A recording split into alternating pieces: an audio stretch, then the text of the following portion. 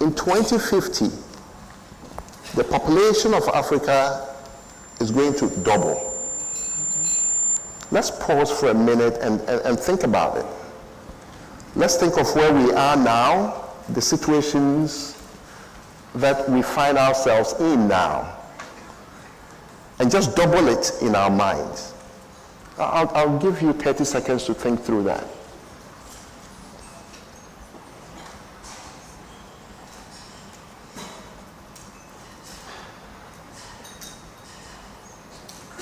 As we sit here, things are bursting in the seams. Healthcare, agriculture. There is a war in Ukraine, so we can't feed ourselves here in Africa. Education.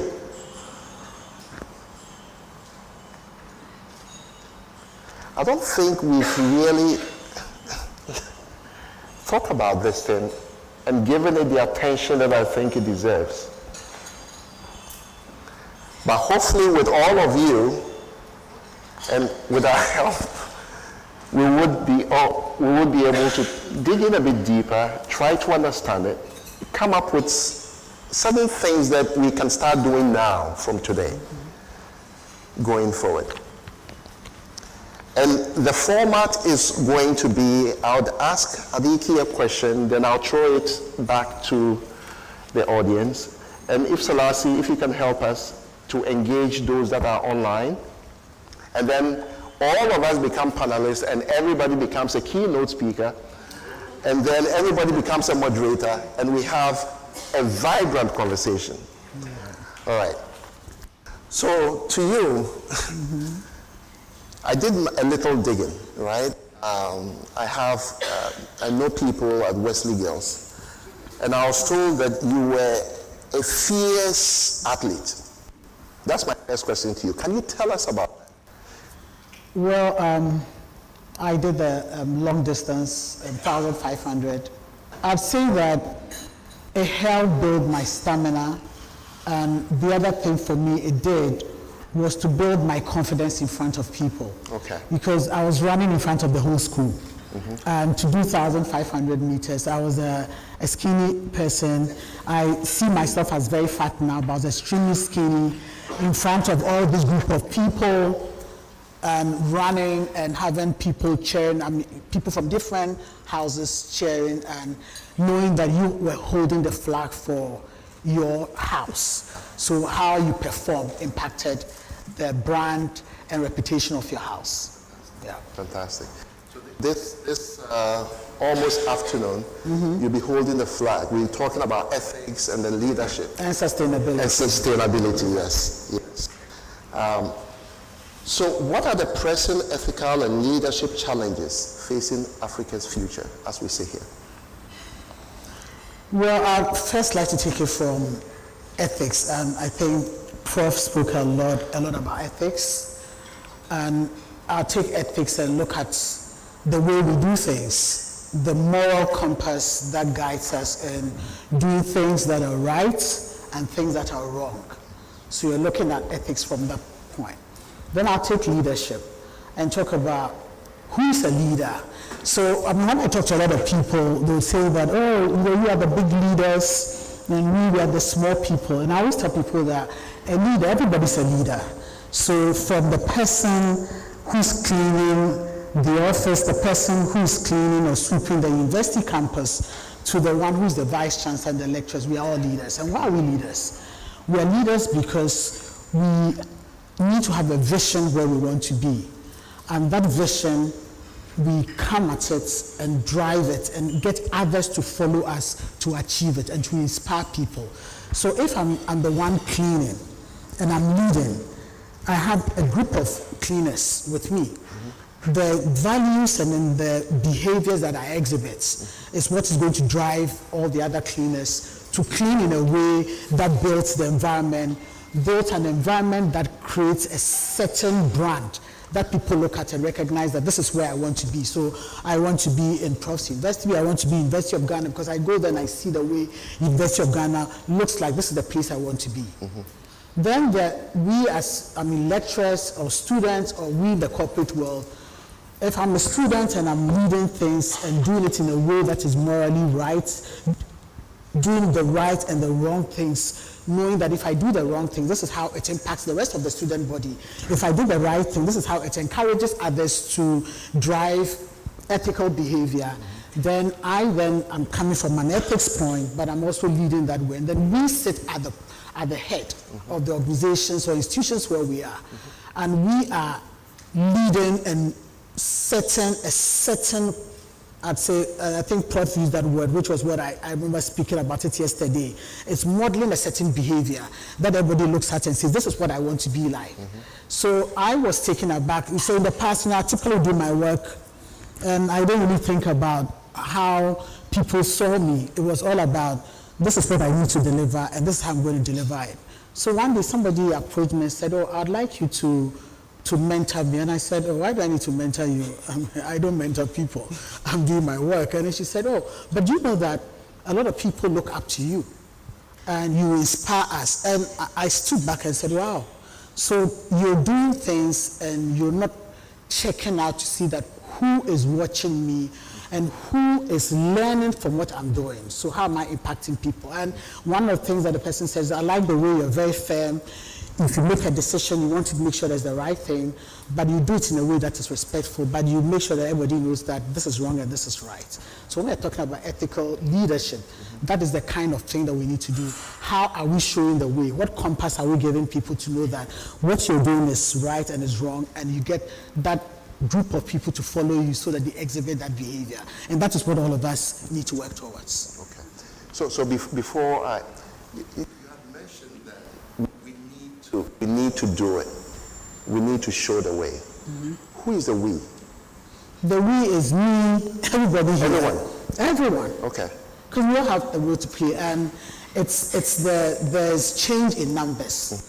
I always say that it's one person. You think that I'm one person, but that one person all doing the right thing aggregates into that force that is able to bring change. So we, as every one of us, has a role to play in ethical leadership. The way we lead, the way we model the life, the way we stand in front of our students, our teams, to lead them, impacts everyone, and what others then follow and do. Fantastic. And I think we are seeing some themes here. Prof talked about it takes a village. We're hearing modeling of behavior. So the question is now posed to all of us. What are the present ethical and leadership challenges facing Africa's future as we see here at the Marriott?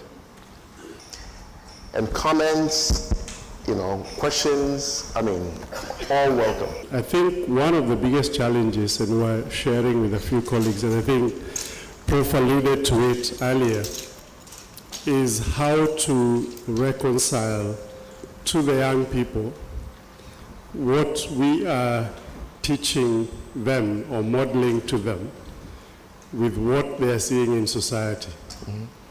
And as you were seated here, Prof mentioned about this politician in Kenya whose degree is controversial. So I went to Twitter, and as I was going through, I saw a tweet from somebody saying, how do we convince the future generation that education and ethics are the way to go when we are surrounded by very many poor graduates and rich criminals? That was a tweet this morning as we are seated here from somebody in Kenya somewhere. So I think for me, one of the biggest challenges is to reconcile to our students what we are modeling to them and what they are seeing as the evidence, in quotes, of success out in the public. So it's a challenge to all of us. Thank you very much. I think one of the challenges that we have is the issue of nurturing. How is an African child brought up vis-a-vis what does an African child see on a daily basis? We are growing up in society where we see a lot of rot, like any of us is mentioning here, especially in our top leadership, in the people who would be role models that we see on a daily basis. Our role models in our communities are the people who have amassed wealth through wrongful ways, the people who are manipulative in their ways, and those are the people that the young children are seeing. And yet the nurturing is, we are brought up to fear to talk about wrongs. It is in Africa where people will always talk about the good and leave out the wrong. And another thing is, especially when it comes to leadership, we have this challenge of power relations. How do I face someone that is above me and I tell them that what you've done is wrong? We are told to look down. When someone is above me, then I have to only talk good about this person. The moment I bring out the wrong element in the person, then I'm insubordinate, then I'm disrespectful. So I think we need to nurture our society in a way that we are able to differentiate between fear and respect. In Africa, we tend to take fear as respect, and yet the two are so different. Respect is where I'll respect you and come to you and say, my boss, okay, I may not use that word, but I should be able to point out something that is not nice that I see in you, even when you are my superior. And yet that is lacking. And that is why many people will tell you that in Africa, our lack of integrity it starts from above. It starts from above and comes down. And to me, it is because we fear to point out the wrongs in our leadership. We only tend to talk about the good that we do and we forget the bad. So fear versus respect should be very, very important. We should be able to look at people and openly speak about the wrong they're doing instead of fearing them. Do it with respect. Thank you. Thank you very much. I know there is, but she's brought up something which touches on something bigger. So let me ask Adiki, and then you will be the so she was talking about the uniqueness of how Africans are brought up and how that affects, leadership, ethics, and then all of these. So to you, what are our uniquely African approaches for developing ethical leaders? So, in Africa, we normally talk about Ubuntu. I am because you are, or you are because I am. And we spoke about the communal nature of the way we raise children. These days, one thing that strikes me a lot is these days we tend to work more in the urban areas, and a lot of people are moving into the urban areas, and urbanization is growing. So it's all about me and my family and what is there for me. And then the one in the village where we're used to that communal approach is thinking about what am I getting out of supporting you?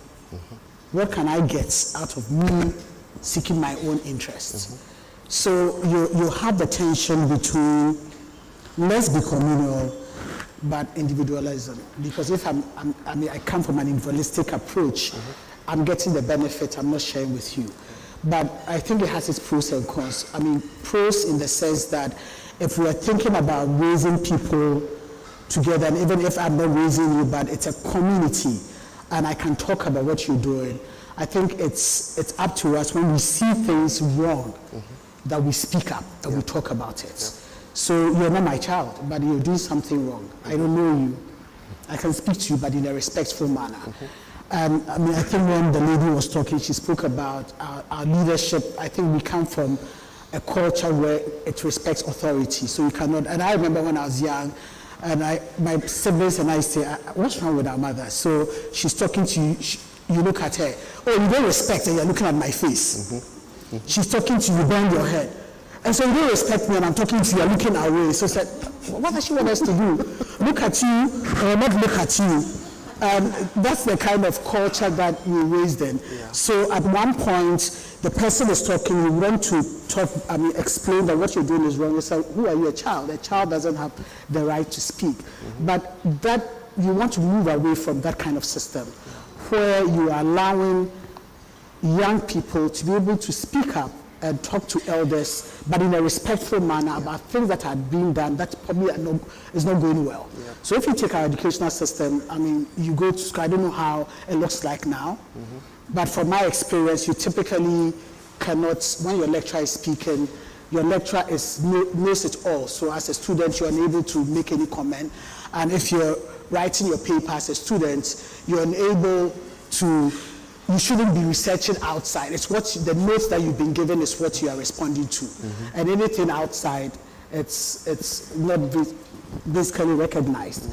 So, and I talk to young people and I hear a lot about, we get pamphlets from our lecturers, and that's, so I have my niece and nephew calling me and I need to buy this pamphlet, and if I don't buy my lecturer's pamphlet, I'm not going to pass the exams. So we talk about an environment where people are not given the ability to explore their own creativity and be innovative, and in speaking up their consequences. And we want to move away to an environment where you allow people to speak up, but recognize that speaking up is what is going to help change systems and going to help change the way society is set up. So that you are because I am. It's something that we need to bring back. And how do we bring that back? I think we spoke about the universities, and we spoke about what are some, I heard Prof talking about that and other people contributing and saying, how does the university act as a tool of change within society? So typically we talk about the Ivory Tower. So the university is that small ecosystem and doesn't engage with the system that is outside. How is the university going out there, holding sessions with people, going out there, meeting people from second cycle, first cycle, inviting parents to come in, talk about, I mean, like the sessions that we're having such sessions with parents, talking about the things that need to change within society. So how do we do that? How do you get government to step in and lead a discussion around what is the kind of culture we want to create as a country? What's the kind of culture that we want to create within Africa, so that we're bringing change that drives development for everyone? So those are some of the things that I think we're looking at from a unique Africa culture where it's a communal system. How do you bring that community together to talk about things, but recognize that within that community there are individuals who can also contribute towards that change that we're trying to see as a nation and as a continent. Fantastic. Talking about, talking when you are looking at someone at the face, there was an incident. This young man from Africa, schooled in the US, very smart, had interviews upon interviews, wasn't getting a job. And mostly you go and talk to the company and they're like, yeah, he's good, but he doesn't come across as truthful. I'm like, what does that mean? Well, he doesn't look at me. He doesn't look at my face when he's talking. Oh, okay. So we had to correct that. Once that was corrected, he became a star and he's doing very well. So it brings back to what you were saying in terms of, in our own level, we find a way to confuse, kids in terms of, okay, don't look at me, it's disrespectful. Look at me because I'm talking to you and you're not looking at me. Now they are confused. They are being pulled from all angles. Very confused and not knowing what to do. But back to you, sir. You had a question, if you could. Yes, so my question, or probably a comment or observation I made is, one of the critical things growing up I have faced, has to be with issues of ethnicity, tribalism, nepotism, and clinism, and what you can think about.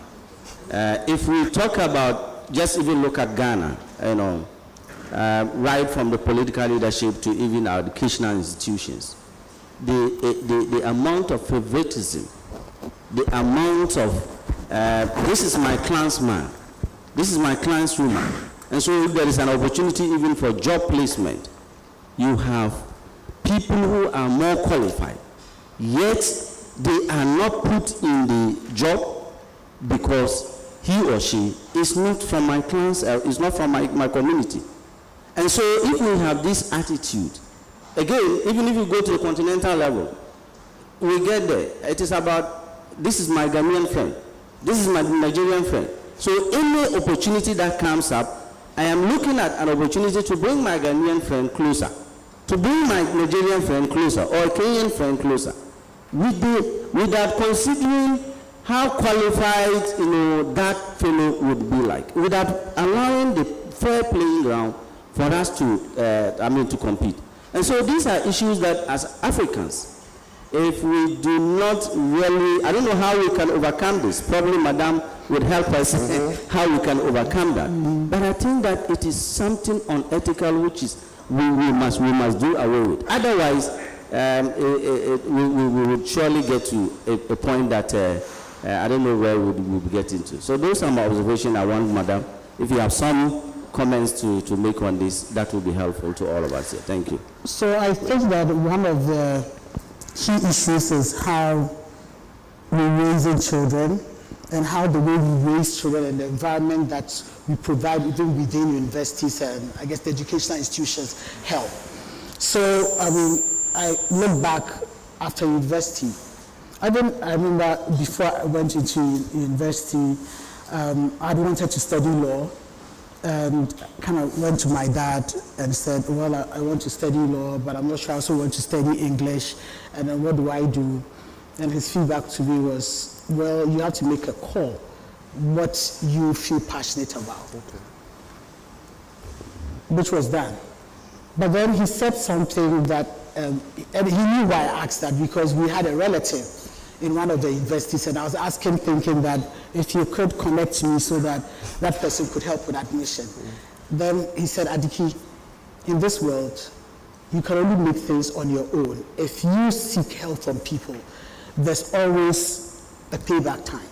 And that payback time can be difficult, can come with difficult consequences. And the message to me was that do things by your own skills, by your own capability. Don't expect somebody to push you forward, and then you're capable of doing that. So it took me back to when we were younger. I remember after, probably 83 thereabouts, things were not as it was now. 83 was a difficult year. At home, a gentleman comes, brings a pickup with a big ram, a bag of rice, a bag of onion, and say, this is for your father. And so my brother and I, we take it into the house. So my father comes from work, very happy. Oh, Daddy, this gentleman brought you a ram. So we didn't, as he came in and saw the ram tied to the tree. So he asked, where is this from? So this gentleman came in and brought you ram and rice. I said, do you know him? He said, no. So why did you take it? Go and give it back to him. We didn't know the gentleman. So, and my dad was strict. So 2 hours, my brother and I were standing outside the gate. We need to take, holding the ram, rice by our side, onion bag by our side. Trying to give the ram to somebody. No, we need to return it. we didn't even know who the guy was in the first place. So after 2 hours standing outside, I was 7 o'clock, then he sent one of my siblings to come and call me. So we went back and said, you know something? This gentleman is seeking a waste management contract. And I've told him that we'll go through the supply chain process. And he thinks that his way of getting that contract is bringing the ram, the rice, and the onion. And that was what, and so that's why I didn't want it. It was lesson number one to us that being ethical was important. And this, ram, rice, getting to Christmas. Father, you have 14 people in the house, relatives plus your children, and this is an opportunity to take freebies, and you say no. That was lesson number one to me. Lesson number two was after university, looking for a job. Father works with multinational. I expect father to reach out to multinational colleagues, say, colleagues, daughter is graduated. Look for opportunity and place daughter. 6 months, sitting room, father, no action. So father, what are you going to do? Adiki, if I look for a job for you, I have to look for a job for that person's child. And I can't do that because the company has processes. Rule number two, life, you need to follow principles and you need to be ethical. So I learned those things. So in my career, in my life, that's how I've led my life. That there's no shortcuts to anything. Put in the effort. And when you put in the effort, you get the rewards. And I think it's the effort I put in, the ethical life that I lead is what is giving me this, and the way that I'm in. And that is what has served as an inspiration to others. Anytime I talk to people, it's, oh, Adiki, we've seen where you come from, a journalist to this, and we know that it's possible, we can also do that. So that's one. The other piece that I tend to get all the time is young people reach out to me, LinkedIn, they send me WhatsApp, they call, and there are questions like, oh, madam, you go where you are, you have connections, can you please help me to get a job? And I tell them that I didn't get my job through connections. Interview, I saw it in the media, I applied, I went through the interview process and so it's possible.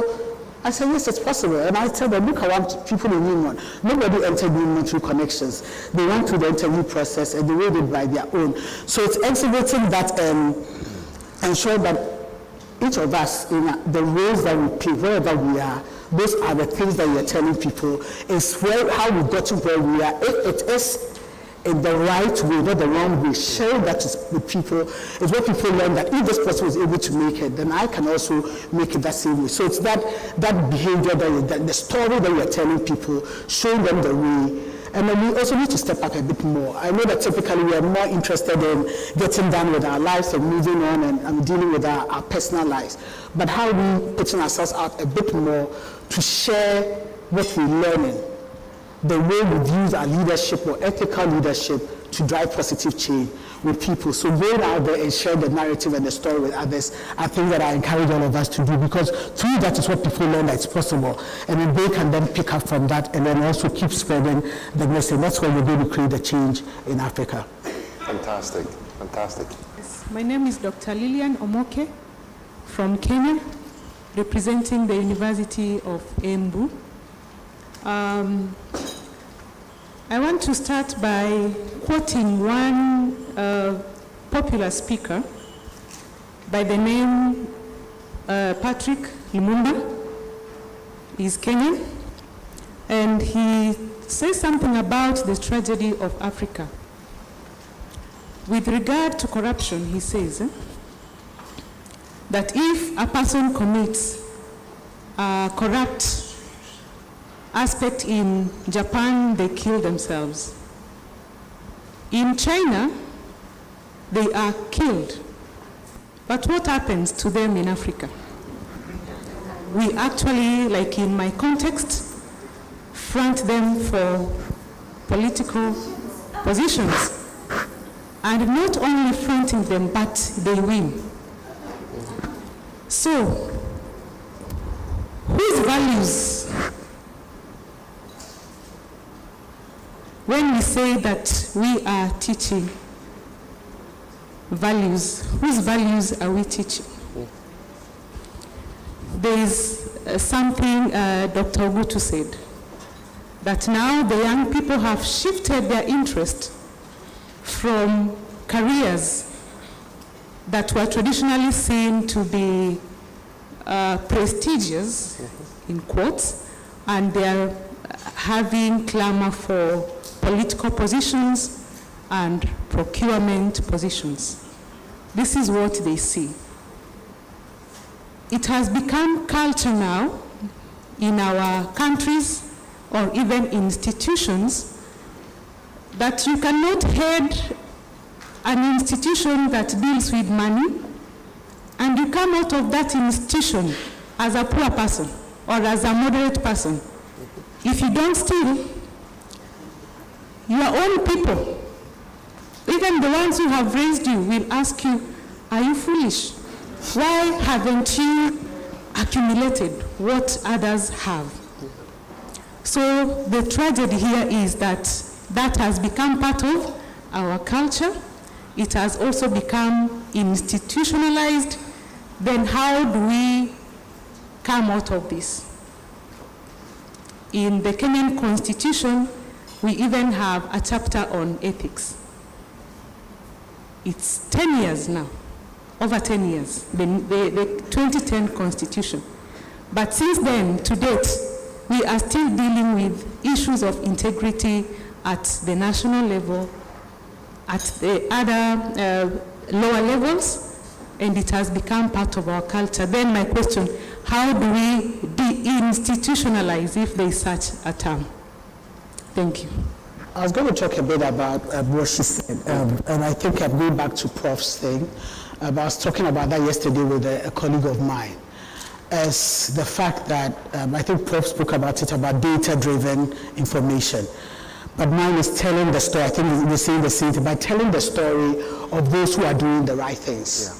So a lot of times, the media tends to focus so much on the people. I think the people who we know probably have gotten their wealth in the wrong way. So corrupt people, sort of, we all know them, that they are corrupt. And they are the ones that the media tends to talk about. But how are we as institutions and people out there telling the stories, raising groups, associations that are out there telling the stories of people who have done the wrong things and where they've ended up. And I think we've seen a lot of that. Sometimes we look back in generations and somebody's father or grandfather years ago was the politician or the other person who got well the wrong way. And we've looked back and seen where the family has gone, and we've looked up and seen where they are now. Yeah. We've seen individuals who've made money the wrong way, and fast forward 5, 10, 15, 20 years down, 50 years down, we see the way they are. Those stories have to be told. And it takes boldness. Yeah. It takes boldness and having those conversations in our university. Because I was looking at Ghana's university population. I may be wrong. We said 2020 was almost 570,000. And that 570,000 may have a community of about 10 people with them. So if you multiply that, I'm not going to do the math here, so I'd allowed my university professors to do the math for us. I mean, think about the ripple effect of those people whose lives we are touching as part, because I'm looking back at UCC, University of Cape Coast, and when I went to first year, I was talking to you about that. We, as part of our first year course modules, we had liberal arts, so we had these courses, communication, communicative skills, all those things, which were not really part of my core course. And that has that, why are you wasting my time? I didn't come here to come and do this. I came to study my English. Let me look at my English. But I look back and think about those courses. I look at my daughter at her school that she's in now, doing courses around theory of knowledge, we call it CAS, things that tell them about how to do community work, social work, things that teach them about leadership. So if at ethics, if at that point, as first year students, part of my course, I'm doing ethics, I'm doing leadership, there's certain knowledge that through those courses, I'm learning about what people have done, practical examples of people who had led lives that hasn't worked out well, people who have done the right things, and how that has ended them. I think those stories are powerful. And lets people tell what is wrong and what is right. And lets them know that there are things that can be done differently, so that you help them do those things and imbibe them. Hopefully, as they go out there, they begin to exhibit that behavior. So that's what our challenge universities are, our curriculum. What are the curriculum that we are teaching? Does somebody enter and is entering to do computer science and all that they are studying is computer science? Because that is the technical skill. When you come to the corporate world, it's your soft skill and your technical skill that is going to move you forward. It's not your technical skill alone. Because I always say, if it was my technical skill, I would be here as a vice president of sustainability and external relations. I believe that my boss saw something, my leadership and ethical capabilities, and that is what he told me, that those skills is what is moving you. It's not your technical. Go for sustainability. I was a sustainability professional. It was my leadership capabilities what brought me here.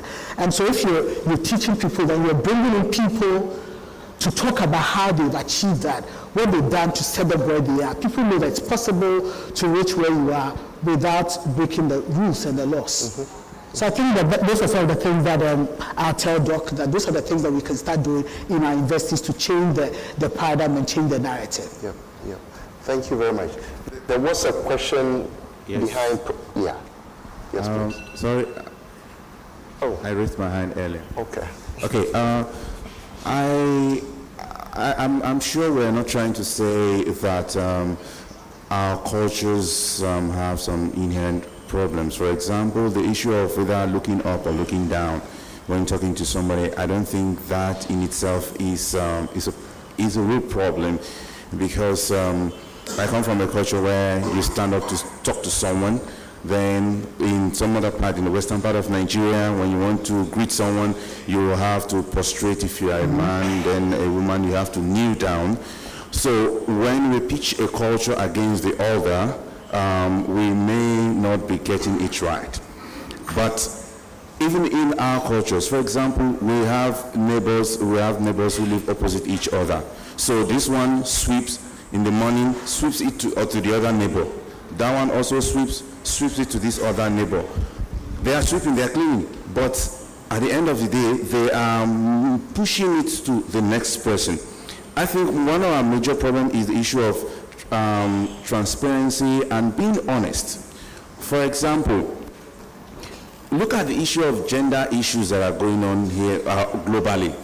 So we have communities where they say if a man just winks, I'm exaggerating, winks at a woman like this, nah, that will blow it up, this and that, this and that. But we can have even cases of of sexual harassment here and there, around someone, we'll just keep it and say, no, keep quiet. After all, we can have more than one or two wives and so on and so forth. So we will rationalize a whole lot of things that we could actually address carefully. Now, during the Trump's presidency, during December period, there was a time there was a shutdown, the government shutdown. Then I was so surprised that there are litters everywhere. I was like, oh, so these people can also be dirty somehow. Yeah, because there were nobody or persons to clean up the place. That was situational. So sometimes when there are no mechanisms to take care of things, for example, the issue of consequences to issues. Some people are not, some will think they are ethical and not necessarily ethical, but because of the consequences, they have to align. When some of us who go outside this continent, we behave well. But as soon as we get into our airports and whatever, we throw away whatever, we start behaving because it is allowed. It is allowed. So that consequence of doing things wrongly, the older generation will beat, yes. But at the end of the day, did we turn out to be better persons? Those that don't beat, collectively, are they better off and so on? So there are a whole lot of things that are involved in these ethical issues. And when we look at it from a holistic point, we'll get there. When we look at it from an individual point, then we may have some challenges. So yes, we can still maintain our cultural practices, but at the same time, put them in a global context so that we can all grow together. Thank you very much. Thanks. So when you're talking about culture, I was talking about the culture of respect and the culture of authority, where you cannot criticize people in authority. So, and I've been using that reference about looking up and looking down. I think it has its pros and it has its cons. That's the reality. There's positives and there are negatives about that. The positives, I see the positive around respect. Mm-hmm. So you give people respect and you treat people respect, and it's the respect that also helps us build a nation that looks at things in a way that drives change. But that same behavior also stops people from speaking up, and that's where I was coming from. It's the ability to speak up when there's wrong. So because we are coming from an authoritarian culture, and I need to respect my elder or somebody in authority, if things are going wrong, that side of our culture is where I see the negative. It may not necessarily challenge me, allow me to challenge the status quo. Mm-hmm. So I think that's where the points, I'm not saying that's bad, it's in the context within which we apply that. Yep. You spoke about the piece on the beating. I think beating comes with it, again, positives and negatives. In beating children, sometimes excessive beating without explaining why. So you did this wrong, and that is why there's consequences. So I beat you, I spank you, but afterwards I explain why I had to spank you. And then I give you a hug and show that love. So you know the difference between right and wrong. But sometimes the excessive beating has also, I think, has created a generation where we want to move totally away from what our parents did. And then so we've swung to the extreme end where we wouldn't discipline our children because our parents discipline us excessively. So whether our children are doing the wrong or right thing, we don't discipline them because discipline in our understanding from the way we were raised was bad. And so discipline, and then when we look at it, we're disciplined and look at where we are. So if they hadn't disciplined, we probably would have been in the same place. So you have to find the right balance between discipline and not disciplining. So beating, yes, was good, but beating came with certain consequences that we see now, the way we are parenting children. So, I mean, that's kind of my take. Fantastic. I think this comment ties in very well with what you just said, and I'd like to read it. So we have this from Rebecca Ewua. One of the challenges is to educate young people with the values, commitments, skills, and courage to take on the status quo, to imagine and take on the mantle of change. Some problems need systematic solutions, which requires people to go beyond "I will do the right thing" to participating in change at systems level. This requires a willingness to hold others accountable. It's very difficult to do. It starts with young people learning how to and practicing and holding their peers accountable. Fantastic. Fantastic. Thank you very much. My name is Dr. Grace Nkansa, representing Honors United Universities, and thank you very much to the presenters for this very interesting topic. I think I would like to follow up on two particular points, and I think the person who spoke just before me actually touched on the 2 points. One is that, of course, in Africa, we are never going to really have full ethical leadership if we are not recognizing the role that women also play. And so what are the spaces that women actually have to also demonstrate their own leadership? Because, you know, the research is out there that shows that women in leadership positions can actually change, you know, some of the issues we're talking around ethical leadership, corruption, whatnot. So we need to recognize this, and I think that, you know, higher ed institutions are really doing what they can to support women in leadership positions. The second thing I think that's really important is that we're talking about ethical leadership from a standpoint of personal agency, but as institutions, we also have a responsibility to think about how we strengthen our accountability systems and our accountability social structures, because it's not just administrative systems, it's also the social structures. So within, you know, our education systems, how are we equipping and empowering young people to feel that they can hold their leaders accountable? And we have to be very intentional about this in, you know, the way that we prepare them. It's not simply just, you know, providing them with lessons of ethical leadership. How is that, you know, demonstrated in opportunities for community engagement? And I know that, you know, Ashesi is doing a really great job of that. But how are you providing them with opportunities for, you know, social and community engagement, both at the community level and also even at the corporate level? Because their life is going to, you know, encompass these two aspects. So I would really love to hear, you know, people's thoughts on accountability systems, both from the social structure side of things and also from the kind of administrative compliance sanctions side of things, because this is an area where I think if we don't intentionally teach young people about what they can do, what agency they have within the, you know, the constraints of whether culture or, you know, actual power, we will continue to have this conversation. The change has to come from both ends, from the leadership and also from the grassroots. So thank you. Thank you very much. I think Prof earlier talked about his passion for experiential learning. So maybe you can start us off with that, maybe expand it a little bit, then we would get more people to talk about it in response to this one. I heard you talking about making the systems accountable, society accountable.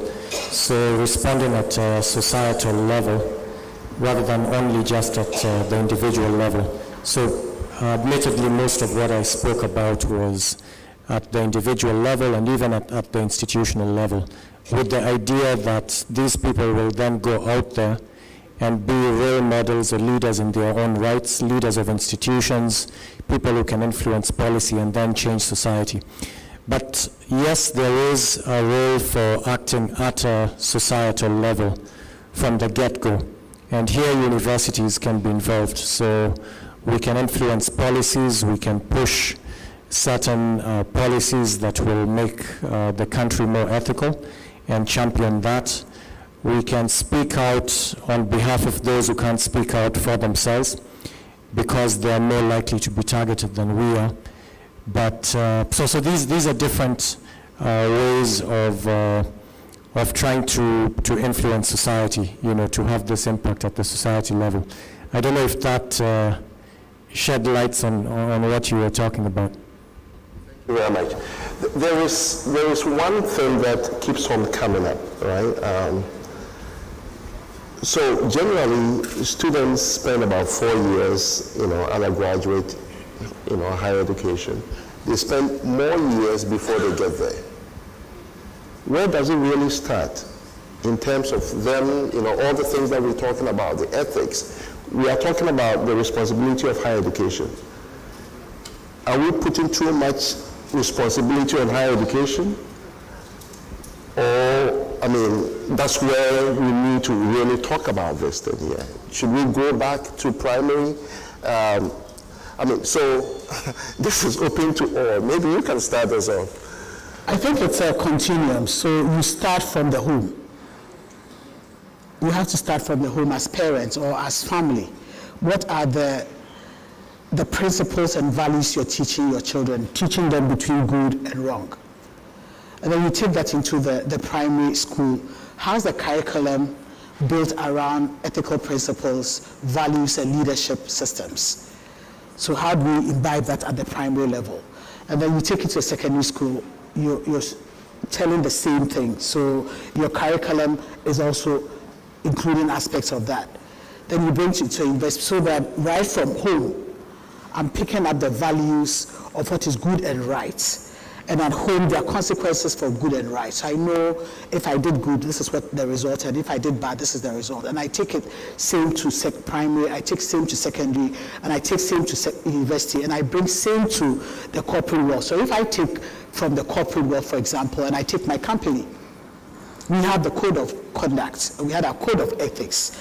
Every year, we have about 35,000 workforce. Every year, we all go through that training, virtually, online, about ethics that you sign. Then once that is done, within HR, the systems have been developed such that with the disciplinary committees. So if somebody did wrong and it came to the attention, you go through the disciplinary process, and if there are consequences and it includes termination, you are terminated. Then we, as an organization, we develop what we call our integrity journey. So starting, how do we want to see ourselves as an ethical organization, starting from where we are all the way to the end. And then each year we come back and talk about that. Then we also have instituted what we call the Ethics Day. So every year there's a day of ethics, and we have panel discussions, they give out gifts, but panel discussion with people right from junior staff, senior staff, managers, all the way to executives, talking about ethical behavior and what that means. Then the other thing that we do is that we also have champions, ethics champions. So these are people who have been nominated by their own colleagues as people who exhibit ethical behavior, so that if I have ethical challenges, I can go to them and talk to them. The other thing that we use a lot is what we call the integrity helpline. So this is an anonymous helpline where if somebody sees anything, you can call in. I don't even know where it sits. You call in into a number, and then you report, or you can go online and put it in, and then we have a whole team on business integrity and compliance. That's their duty. They investigate, and when it comes up, then they come back to the functional leader with the investigation results, and then what actions need to be taken, and they follow it through. So one of the difficult decisions I had to take when I was first appointed vice president was to terminate 3 people. That was the first job I did, to terminate 3 people for unethical behavior. And then those stories are also shared. We will not talk about the individuals, which is something that people are pushing out there. Tell us who actually is doing that so we can learn. But all those things is helping keep a very tight organization around the way we have to be around ethics. And so with time, it's growing that culture. And when we started, we probably had about 20 reports. Now we have more than 1,000 people reporting in about behaviors that they've seen. And it could be as simple as somebody called me, a female, and said that sexual harassment. And there are consequences of sexual harassment in Newmont, all the way to termination. And there are consequences for retaliation. If somebody reported and retaliated, then there's also, you have to use discipline or something, you're terminated. So I think embedding those kind of structures within systems, beyond going to the primary, secondary, even within primary, secondary, universities, how are those systems embedded so that people can report when they see, anonymously, when they see this, how are you having ethics champions, how are you having ethical days, celebrating that how are university students doing training around ethics to help drive that culture and to reinforce it and embed it within the culture and the people. Rebecca shared in terms of systems, but I'll open it up. Do you have systems where you are now that you would like to share? Thank you very much. I'm Sylvie from Rwanda, Rwanda Polytechnic, which is the only public institution that offers technical education and vocational training. Thankful for Kepler to have brought us into this network.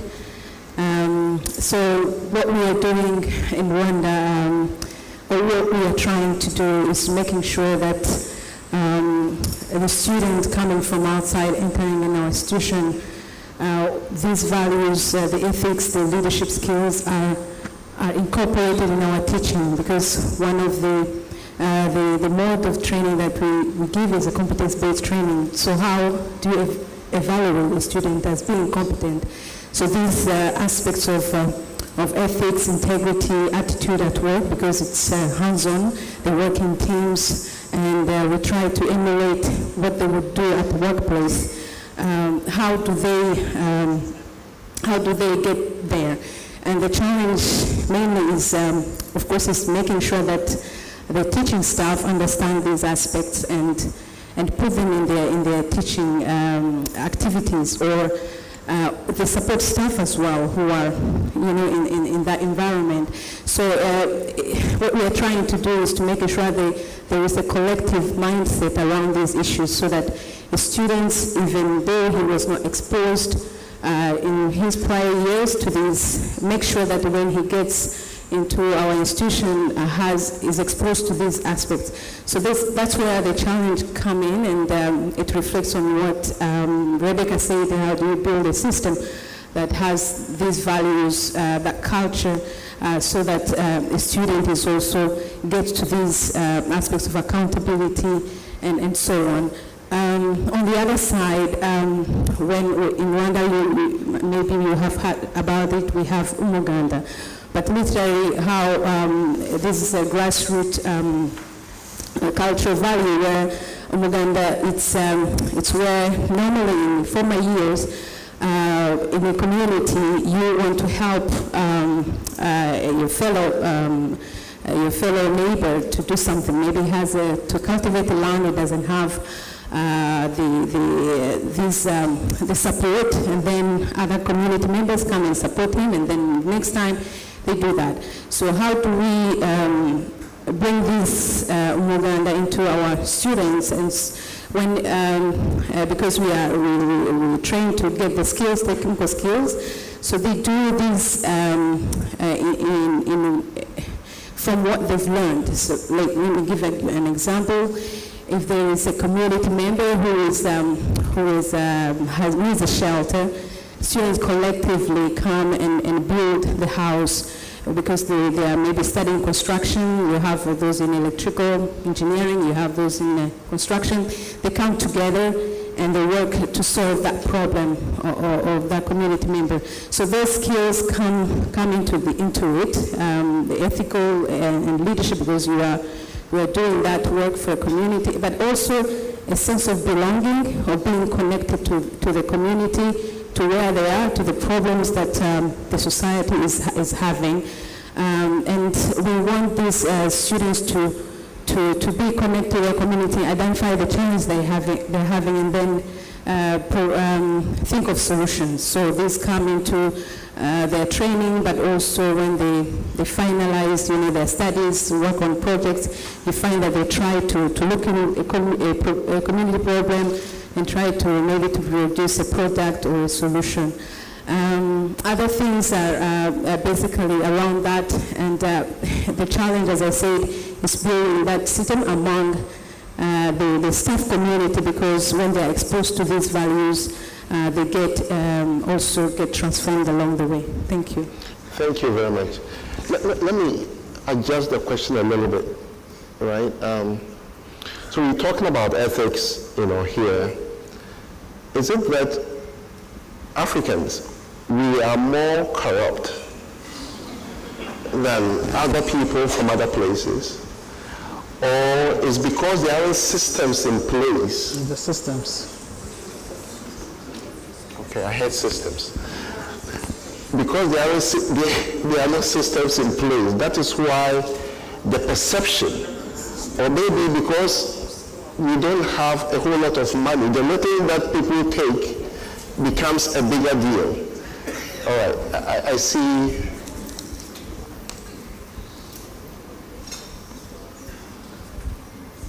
Thank you very much, and my name is Elaine Alo Matovu from Uganda, and thank you for reframing that question just before I spoke, because you allow me to say exactly what I needed to say. First of all, I think that there is a problem with narratives, and this is where I greatly agree with Adiki when she says we need to change the narrative. And we must take control of the narrative about how things are going on the continent and so on and so forth. We've in some ways developed a town crier attitude. And that's not to say that there are no problems. I mean, I'm from Uganda. You guys need to be praying for us anytime you have some extra time, because we really have problems. But at the same time, I don't think that there is a place where people are more hopeful than in Uganda. And so what is the difference? What is it that differentiates, now the politically correct thing is to call it the minority world over the majority world, But for long they used to say the developing world versus the undeveloped world. What is the difference? Is it that there is no corruption or whatever? I think I would like to summarize the difference in three things. One is that, by the way, just for context, I also happen to be Dutch resident. So I live between the Netherlands and Uganda. So I make this comparison, very, very contextually. So one is that you find that we have not embraced the idea of a collective conscience as a very, very important thing. Now, some countries have done better than others, and the ones that have, in the areas that they have, as Dr. Ogutu had said, that collective conscience actually becomes a thing. So, for example, in Tanzania, they've been intentional about defining themselves as us Tanzanians, we don't quarrel, we don't what.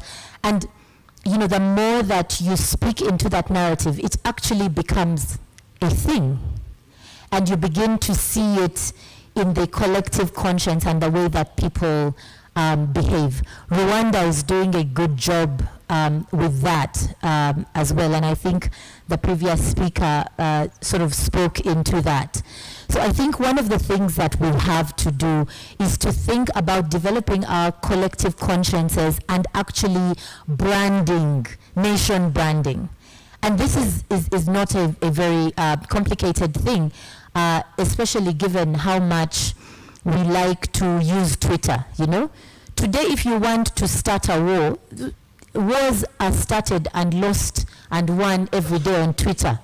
So you have Kenyans on Twitter versus Nigerians on Twitter versus Ugandans on Twitter. Of course, Ugandans on Twitter lose a lot of the time, but this is fine. We're working on it. Nigerians on Twitter, Kenyans on Twitter, watch out for us. But that's to digress. So that's point number one. Point number two is, again, the issue of expectations and holding ourselves to high expectations. We talk about standards, but I'm in pre-tertiary education, and one of the things that we've done is to decide to create an environment of high expectation.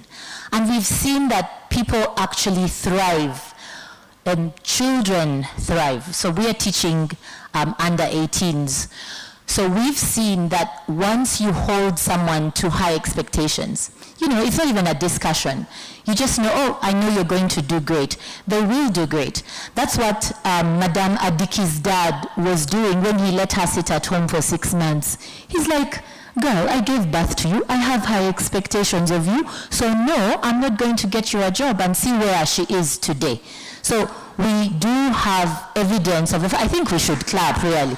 This is the point at which we clap. Yeah? So that's another thing. Growing a culture of high expectations, number two. Now, the third thing is a little bit touchy. But I have to raise it because we are in Africa. We are immoralizing people many times with no morals. We have to address this issue of the shroud of religion. And I'm surprised no one has talked about it, but it's a huge danger to our society.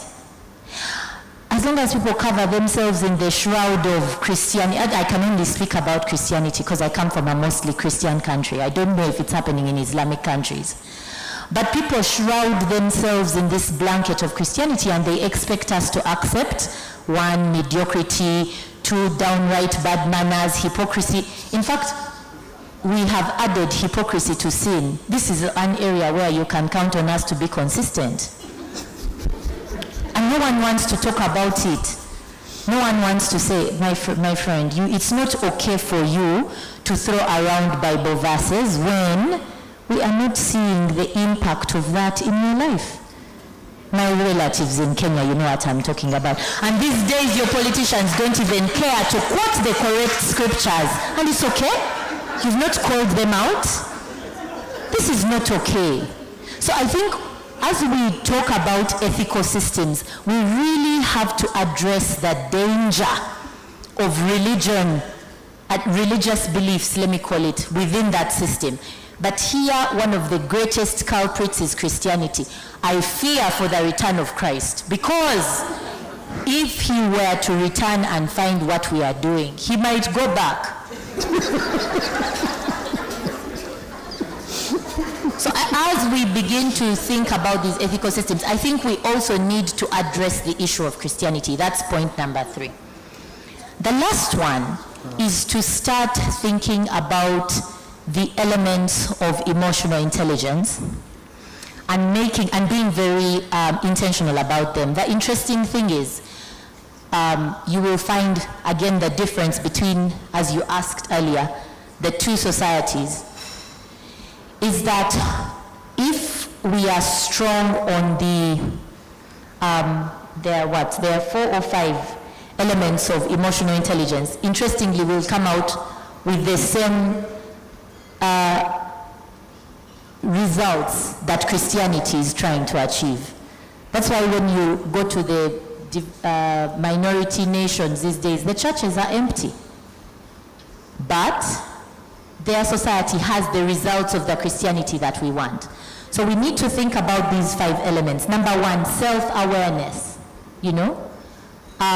motivation, self-regulation, and which is when you see everything that Madame Adiki has been talking about, it's all about these 5 things. Your social skills, and lastly, empathy. If we treat people the way we want to be treated, we will have a much better society. So thank you very much. Let's think on these things. Those of you that are Christian, I'm Christian, don't pray against me. But we have to find a way. There must be a way. Thank you very much. Thank you very much. I'm Eugene, again from UCC.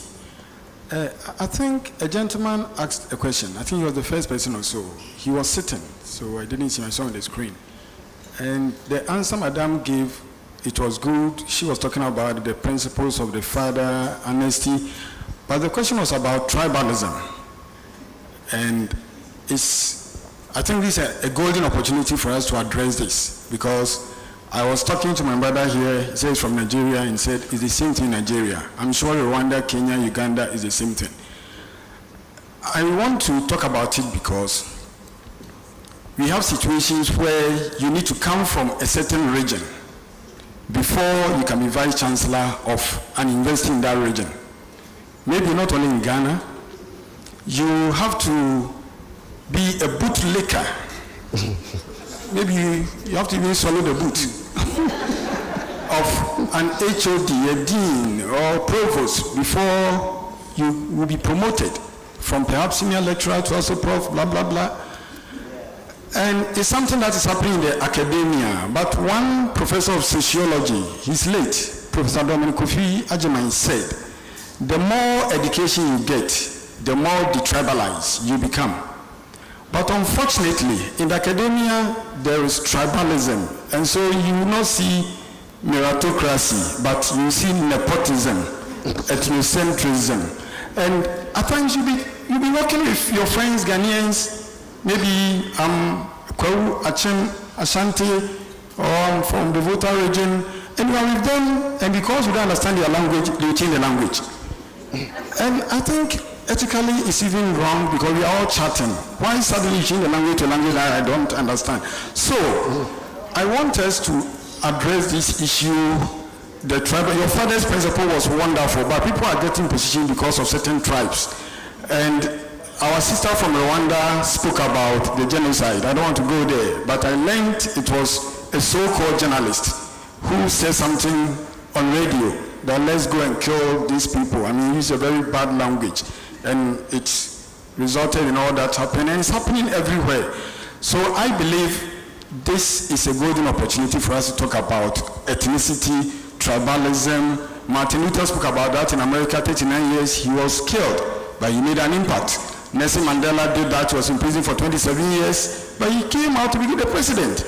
So I want us to address the issue. Sorry, I've digressed, I didn't share my experience, but I think the question on tribalism and ethnicity wasn't addressed properly. Thank you very much. Thank you, thank you. But I'd like to give the last words to our panelists here to wrap us up. So I think I'll tie it into the comment that the gentleman from my alma mater spoke about, University of Cape Coast.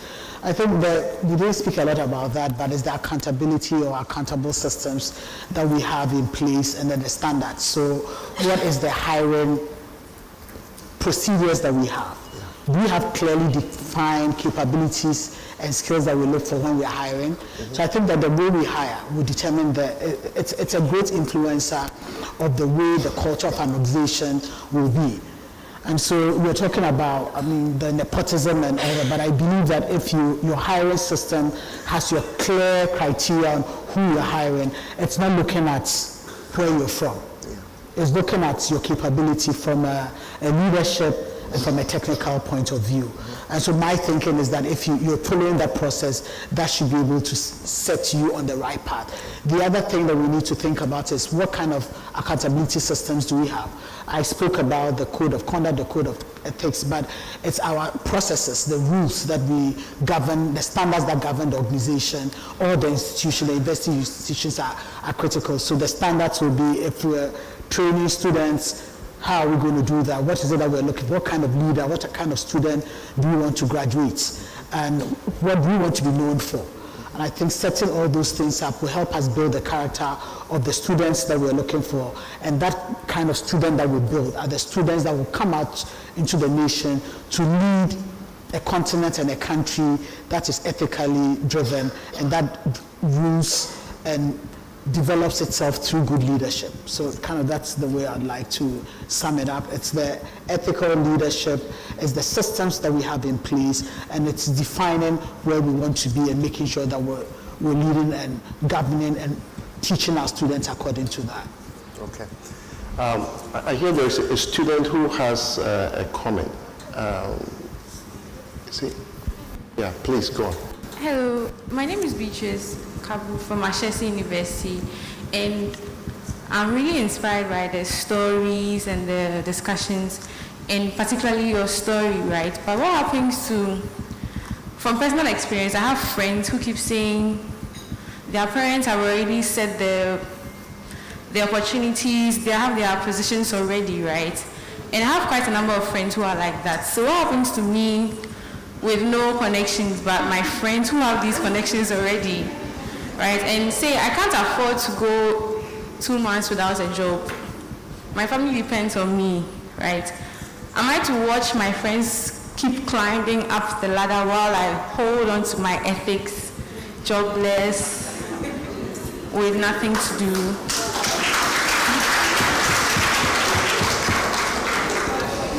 You know, I allowed the student question because I was thinking that we haven't had that opportunity. But it's a very, very important question which needs to be answered. So if we could give maybe a few minutes to answer that before we go for lunch. So I think I'm an example of what you're talking about. Connections were available, but connections were not used. And so I started life sitting in the front of the trotro, like the public transport.